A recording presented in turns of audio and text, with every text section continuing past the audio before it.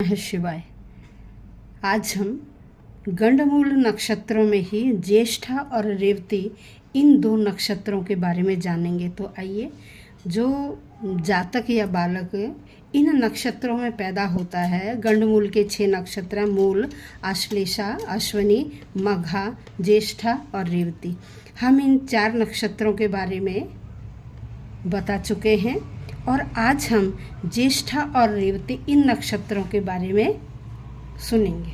तो आइए, यह जो भी बालक इन नक्षत्रों में पैदा होता है वह जिद्दी होता है, माता पिता, कुल और अपने शरीर का नाश करने वाला होता है। मतलब उसके शरीर में किसी न किसी तरह का विकार या कुछ भी हो सकता है। और यह बालक 21 साल तक ज़्यादा जिद्दी होता है और उल्टे सीधे कार्य करता है, डरता किसी से नहीं है। तो आइए अब हम ज्येष्ठा और रेवती नक्षत्र के बारे में कुछ जानते हैं।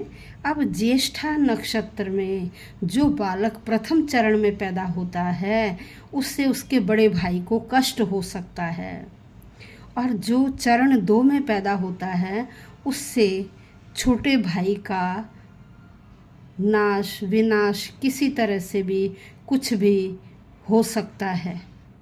और जो चरण 3 में पैदा होता है उससे उसके माता का विनाश हो सकता है या माता को किसी तरह की कोई बीमारी हो सकती है। और जो चरण 4 में पैदा होता है ऐसा बालक हो सकता है अपने पिता के लिए कष्टकारी हो। और जो बालक रेवती नक्षत्र के प्रथम चरण में पैदा होता है उसे सुख सुविधाएं इतनी मिलती हैं, राजा के समान उस बालक को सुख सुविधाएं मिलती हैं। अब जो रेवती के चरण 2 में पैदा होता है वह बच्चा मंत्री हो सकता है, मुख्तार हो सकता है।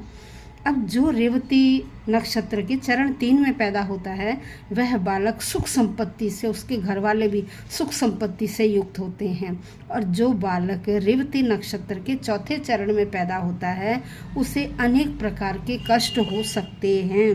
तो इसके लिए शास्त्रों में क्या बताया गया है कि जो बालक इन नक्षत्रों में पैदा होते हैं 27 दिन तक, 27वें दिन वही नक्षत्र दोबारा से आ जाता है, तो उस समय ये नक्षत्र शांत कराए जाते हैं, ये ग्रह शांत कराए जाते हैं और उसके बाद उसका सही तरह से कार्य शुरू हो जाते हैं। उसका स्वास्थ्य भी सही रहता है, घर में भी हर तरह से सुख शांति होती है।